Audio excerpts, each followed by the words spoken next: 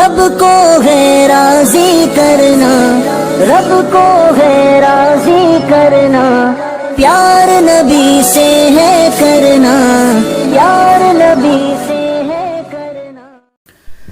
السلام علیکم ورحمۃ اللہ وبرکاتہ۔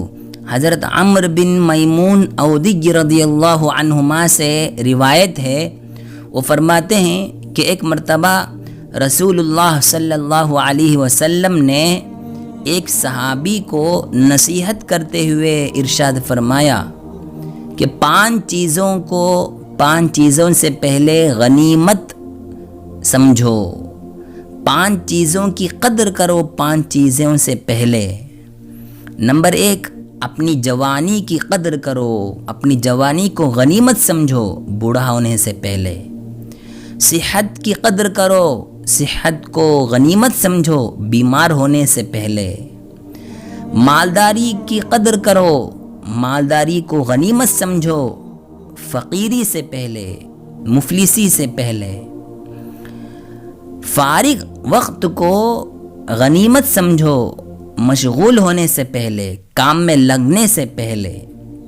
اور آخر میں نبی علیہ السلام نے ارشاد فرمایا، زندگی کی بھی قدر کرو موت سے پہلے۔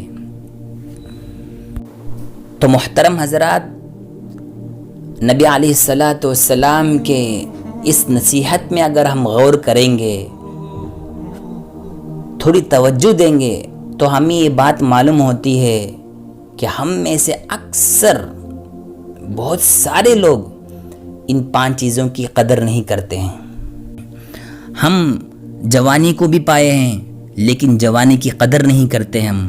اسی طرح ہم صحت کو بھی پاتے ہیں، اچھی صحت ہمیں اللہ نے دی ہے، پھر بھی ہم اس کی قدر نہیں کرتے ہیں۔ جب بیمار ہوتے ہیں تو ادھر ادھر دوڑتے ہیں، بھاگتے ہیں، صحت کی ہم قدر نہیں کرتے ہیں، پرہیز نہیں کرتے ہیں، تو اس کی بھی قدر کرنی چاہیے۔ اسی طرح ہمارے پاس کچھ پیسے ہیں، کچھ مال ہے، تو اس صورت میں اسراف نہیں کرنا چاہیے۔ اسراف سے اللہ تعالیٰ کو بہت ناراضگی ہوتی ہے۔ اللہ تعالیٰ کہتا ہے جو اسراف کرنے والے ہیں وہ شیطان کے بھائی ہیں، تو اس لیے ہم اس کی قدر کریں، اچھی جگہ خرچ کریں مال کو۔ اسی طرح فارغ اوقات کو ہم غنیمت سمجھیں، فارغ اوقات کو نعمت سمجھیں، اس کو اچھے کاموں میں لگائے، اس کی قدر کرنا چاہیے۔ ہو سکتا ہے کل کسی کام میں ہم لگ جائے اور وقت نہ ملے، تو اسی لیے ہم جب خالی وقت ملتا ہے تو اس کی قدر کرے، اس کو غنیمت سمجھے۔ اسی طرح 5ویں چیز اللہ کے نبی علیہ السلام نے فرمایا، زندگی کا ہر لمحہ ہمارے لیے ایک نعمت ہے، زندگی کو غنیمت سمجھنا چاہیے۔ ہو سکتا ہے کسی وقت میں موت آ جائے، موت تو بول کر آنے والی نہیں ہے، تو ضرور آئے گی، لیکن تو اس لیے ہم اس کی قدر کریں، زندگی کی قدر کریں موت آنے سے پہلے۔